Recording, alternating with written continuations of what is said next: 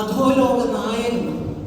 ഈ കഴിഞ്ഞ 8 വർഷത്തോളം ഈ വിധി വരുന്നത് വരെ കേരളം മുഴുവനും ഒരു 50% ഇത് വെറും കെട്ടുകഥയാണോ ഈ കേസ് എന്നും 50% ആയിരിക്കാം അല്ലേ എന്നും ചിന്തിച്ചിരുന്ന ഒരു വിഷയമാണ് ഈ പുസ്തകം. ഈ പുസ്തകം വായിക്കുമ്പോൾ പലർക്കും അത് വളരെ വ്യക്തമായി മനസ്സിലാകും എന്താണ് യഥാർത്ഥത്തിൽ ഇവിടെ നടന്നത് എന്ന്. ഞാനിവിടെ വന്ന് നിൽക്കുന്നത് തീർച്ചയായിട്ടും 100% അവളോടൊപ്പം എന്ന് പറയുന്നത് പോലെ തന്നെ റോഷി പാലിനോടൊപ്പം നിൽക്കുന്ന ഒരു വ്യക്തിയായിട്ടാണ്. കുറച്ചു മുമ്പേ രവിസാർ പറഞ്ഞു WCCയുടെ ഭാഗമായിട്ട്. ഞാൻ WCCയുടെ ഭാഗമായിട്ടല്ല ഇവിടെ നിൽക്കുന്നത്. ഞാൻ നിൽക്കുന്നത് തീർച്ചയായിട്ടും റോഷി പാൽ എന്ന വ്യക്തിയുടെ ഈ കേസുമായി അദ്ദേഹത്തിൻ്റെ യാത്ര തുടക്കം മുതൽ നേരിട്ട് കണ്ട ഒരു വ്യക്തിയാണ് ഞാൻ. സാധാരണ എല്ലാ മാധ്യമങ്ങളും ഇങ്ങനെയുള്ള വാർത്ത കിട്ടുമ്പോൾ അതിനെ ഒരു ടാഗ് റേറ്റിങ്ങിന് വേണ്ടിയോ അവിടെ ഒരു മാനുഷിക മൂല്യം എന്നത് വളരെ കുറവായിരിക്കും, ഒരു വാർത്ത മാത്രമായിരിക്കും.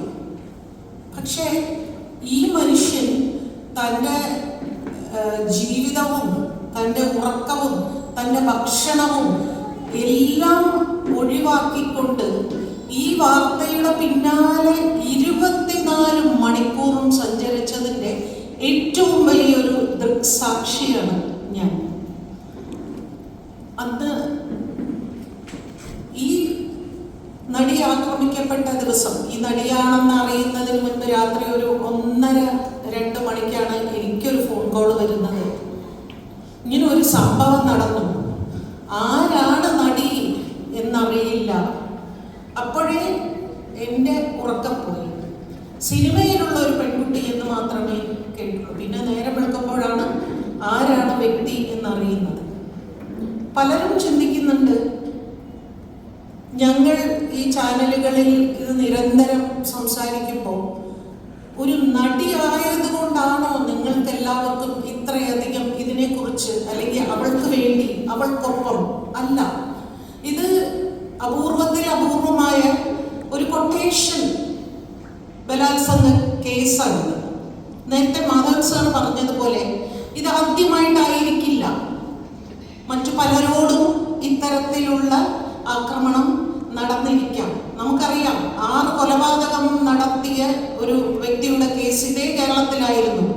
ഈ 6ാമത്തെ കൊലപാതകത്തിലാണ് യഥാർത്ഥത്തിൽ അവർ പിടിക്കപ്പെടുന്നത്. എന്തുകൊണ്ട്? ആദ്യത്തേതും 2ാമത്തേതും 3ാമത്തേതും 4ാമത്തേതും ഒന്നും ആരും അറിയാതെ പോയത് കൊണ്ട് തന്നെ ഇതൊരിക്കലും ആരും ഒന്നും അറിയാൻ പോകുന്നില്ല എന്ന് കരുതി.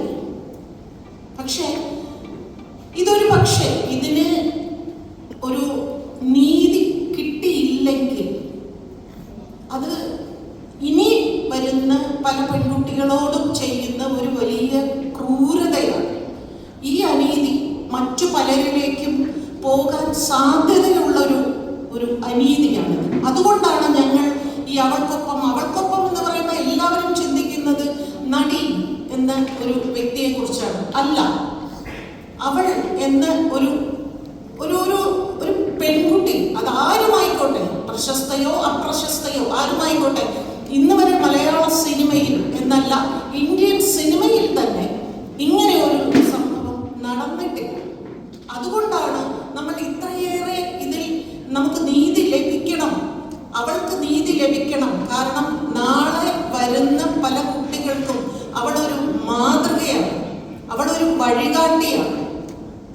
ഇത് തന്നെയായിരുന്നു റോഷി. ചില ദിവസം വല്ലാതെ ഒരു ഭ്രാന്തെടുത്ത അവസ്ഥയിൽ, ചേച്ചി വീട്ടിലുണ്ടോ, ഞാൻ ഇങ്ങോട്ട് വരട്ടെ എന്ന് ചോദിക്കും. അങ്ങനെ ഞങ്ങൾ അവിടെ ഇരുന്ന് സംസാരിക്കും. ചില ദിവസം വല്ലാതെ ഇമോഷണലായിട്ടുണ്ട്. എന്താണിത്? പലപ്പോഴും നടി കോടതിയിൽ നിന്ന് പുറത്തിറങ്ങി വന്ന് സങ്കടം പറയുമ്പോൾ എനിക്ക് വേണ്ട, എനിക്കിത് താങ്ങാൻ പറ്റുന്നില്ല, 2 മണിക്കൂർ കാറിനുള്ളിൽ അനുഭവിച്ചതിൻ്റെ എത്രയോ ഇരട്ടിയാണ് ഇപ്പോൾ ഞാൻ അനുഭവിച്ചു കൊണ്ടിരിക്കുന്നത്. 15 ദിവസങ്ങളോളം. അതുപോലെ തന്നെയായിരുന്നു ബാലേന്ദ്രകുമാറും. അസുഖമായി കിടക്കുമ്പോൾ ഞാൻ കാണാൻ ചെല്ലുമ്പോൾ ബാലേന്ദ്രകുമാർ പറയുന്നത് ഒരു 5 ദിവസമോ 6 ദിവസമോ കൊണ്ട് തീരേണ്ട ഒരു ട്രയൽ 40 ദിവസത്തിലധികം അത്രയും വയ്യാതെ ഇരിക്കാനും നിൽക്കാനും കിടക്കാനും വയ്യാത്ത ഒരവസ്ഥയിൽ ആ മനുഷ്യൻ കസേരയിൽ ഇരുന്നു കൊണ്ട് സംസാരിച്ച് തളർത്തി കഴിഞ്ഞാൽ, ഒടുവിൽ അയാളെ കൊണ്ട് വയ്യാതെയായി കഴിഞ്ഞാൽ അയാൾക്ക് പറയാനുള്ള മൊഴികളെല്ലാം ഒന്നുമില്ലാതെ പോകും. ഇങ്ങനെ പല രീതിയിൽ ഈ പുസ്തകത്തിൽ കുറെ മരണങ്ങൾ പറഞ്ഞിട്ടുണ്ട്. ഈ കേസുമായി ബന്ധപ്പെട്ട ചിലരുടെയൊക്കെ മരണങ്ങൾ. എനിക്ക് ഭയമായിരുന്നു റോഷിയെ കുറിച്ച് ആലോചിച്ചിട്ട്. പൾസർ സുനിയുമായിട്ടുള്ള അഭിമുഖം കണ്ടപ്പോൾ ഞാൻ പറഞ്ഞു, റോഷി സൂക്ഷിക്കണേ. എന്നോട് പലരും പറയാറുണ്ട്, ചേച്ചി സൂക്ഷിക്കണം എന്ന്. അപ്പൊ എല്ലാവർക്കും ഭയമാണ്. സിനിമ ലോകം തന്നെ ഭയന്നാണ് മുൻപോട്ട് പോയിക്കൊണ്ടിരിക്കുന്നത്. ആ ഭയമാണ് അവൾക്കൊപ്പം ഇന്ന് ഉച്ചരിക്കാവുന്നത്. എത്ര വലിയവരിൽ നിന്നും താഴേക്കിടയിലുള്ള എല്ലാവരും തന്നെ ഒരുമിച്ച് സ്വകാര്യമായി എന്നോട്, വളരെ സ്വകാര്യമായി എന്നോട് പറയാറുണ്ട്, ഞങ്ങളെല്ലാം അവളുടെ ഒപ്പമാണ്, പക്ഷെ ദയവേത് എൻ്റെ പേര് പറയരുത്. ഞങ്ങൾക്ക് അങ്ങനെ പറയാൻ പറ്റില്ല, ഞങ്ങൾക്ക് ഭയമാണ്. ഇതാരാണ്? അധോലോക നായകൻ. എന്താണ് ഇയാള് ഇത്രയും ഭയപ്പെടാനുള്ള കാരണം? എന്താണ് അറിയില്ല. അപ്പോ അത്രമാത്രം എന്തൊക്കെയോ ദുരൂഹതകൾ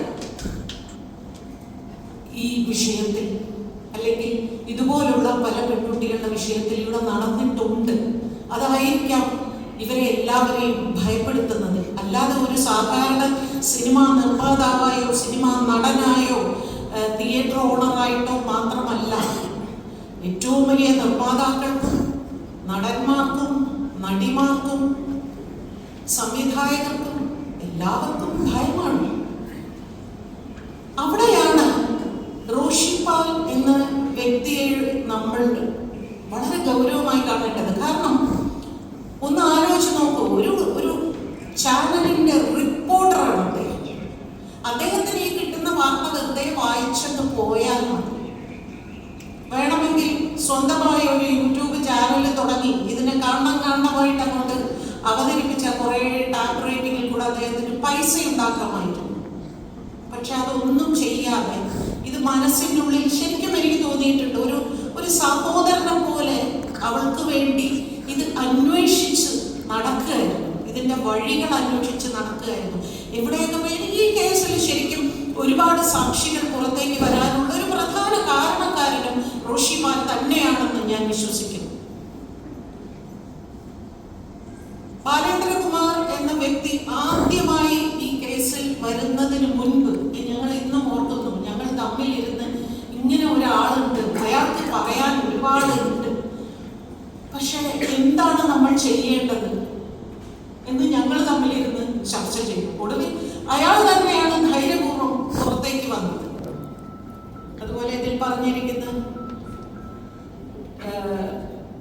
പൾസർ സുനിയോടൊപ്പം ജയിലിൽ കിടന്ന ആൾ, അങ്ങനെ നിരവധി ആളുകൾ, ഇവരെല്ലാം ജീവൻ പണയം വെച്ചാണ് റോഷി തേടി തേടി തേടി തേടി പോകുന്നത്.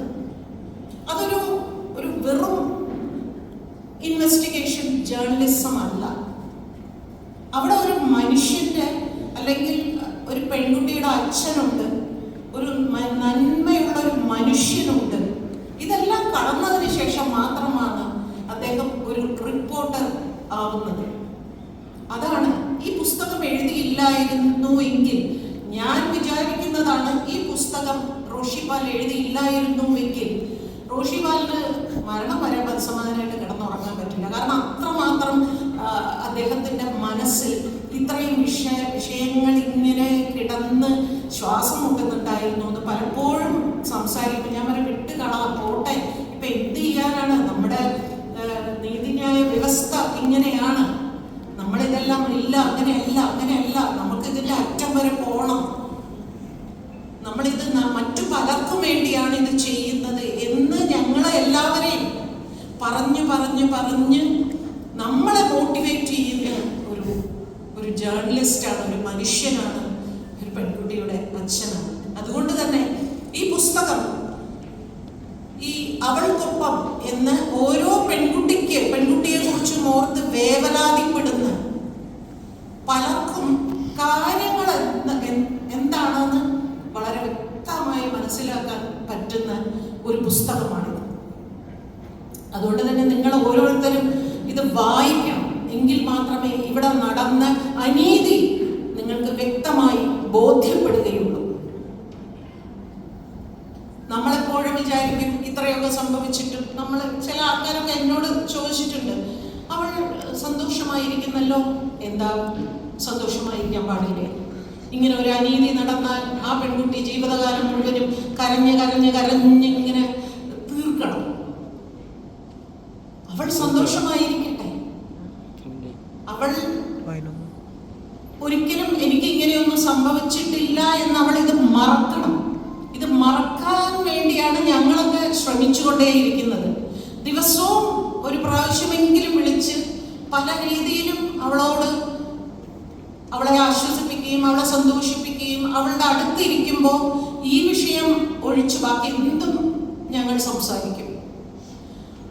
പക്ഷെ ഇതിൽ ഏറ്റവും പലർക്കും അറിയാതെ പോയ ഒരു കാര്യം, ഈ പുസ്തകത്തിൽ റോഷി ഒരിക്കലും പറഞ്ഞിട്ടുണ്ടാവില്ല, പക്ഷെ എനിക്കറിയാം ഈ സംഭവം നടന്നതിന് ശേഷം എനിക്ക് തോന്നുന്നു ഒരു 1-2 പ്രാവശ്യം റോഷി പെൺകുട്ടിയെ നേരിട്ട് കണ്ട് സംസാരിച്ചിട്ടുള്ളൂ എന്നുള്ളതാണ്. കാരണം അങ്ങനെ ഒരു അടുപ്പമുണ്ടായി, അല്ലെങ്കിൽ തന്നെ കുറെ പേരുടെ പ്ലാൻ ആണെന്നാണ് പലരും പറയുന്നത്. അതായത് അവളല്ല വിക്ടിം, അവനാണ് വിക്ടിം എന്ന രീതിയിൽ ചിലരൊക്കെ സംസാരിക്കുന്നത് ഞാൻ കേട്ടു. അത് സിനിമാ ലോകത്തും അതല്ലാതെ പൊതുസമൂഹത്തിലും. ഇവിടെ ആരും ഇതിന്റെ പിന്നിൽ എങ്ങനെയെങ്കിലും ഇദ്ദേഹത്തെ കൊണ്ടുപോയി ഈ കേസിൽ തള്ളിയിടണം എന്ന് പറഞ്ഞാൽ ആരും തള്ളിയിട്ടതല്ല. ഈ പേര് പറഞ്ഞതൊന്നും അവളോ മറ്റുള്ളവരോ ആരുമല്ല. ഇത് പറഞ്ഞത് ഇന്ന ആളാണെന്ന് പറഞ്ഞത് പൾസർ സുനിയാണ്. പൾസർ സുനി പേര് പറഞ്ഞതിന്റെ അടിസ്ഥാനത്തിലാണ് ഈ കേസ് അങ്ങോട്ട് വഴിതിരിഞ്ഞു പോകുന്നത്. അതുവരെ പൾസർ സുനി മാത്രമാണെന്നാണ് എല്ലാവരും കരുതിയിരുന്നത്.